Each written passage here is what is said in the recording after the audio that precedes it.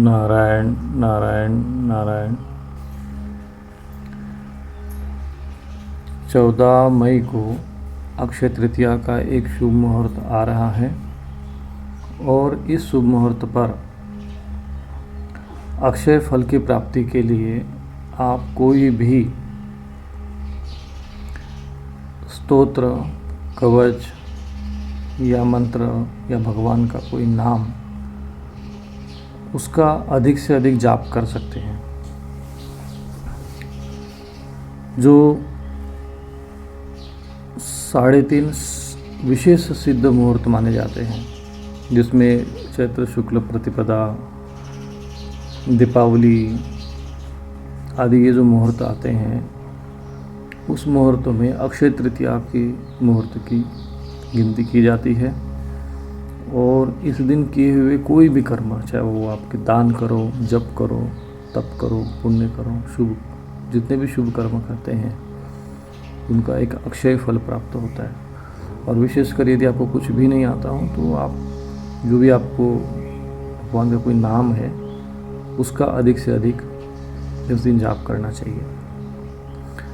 आर्थिक दृष्टि से जो संपन्नता चाहते हैं, माँ भगवती की कृपा और आशीर्वाद चाहते हैं, वे लोग महालक्ष्मी अष्टक का पाठ करें।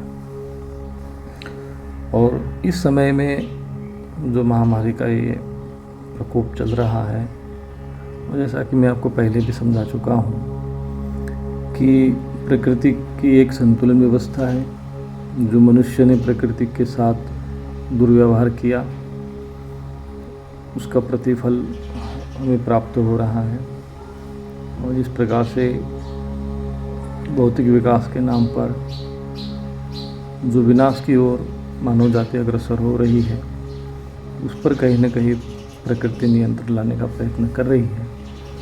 तो उसी प्रकृति का जो पालन स्वरूप है, जो जिन्हें पालन करती मानी जाती है, वो भगवती महालक्ष्मी, उनकी उपासना आराधना करने से हमें एक सुरक्षात्मक, रक्षात्मक और देवी कृपा के रूप में आशीर्वाद प्राप्त हो सकता है। तो आप इस अक्षय तृतीया पर महालक्ष्मी अष्टक का पाठ अवश्य करें।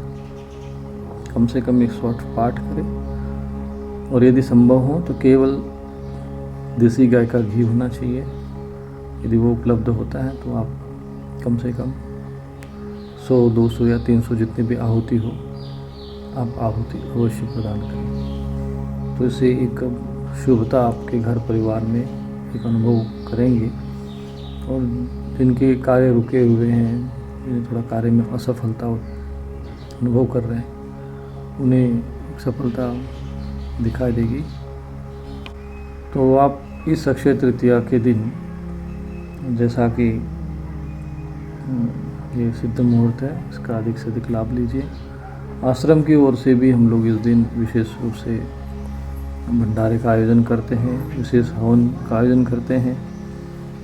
और हम स्वयं भी इस प्रकार की साधना में अपना समय व्यतीत करते हैं।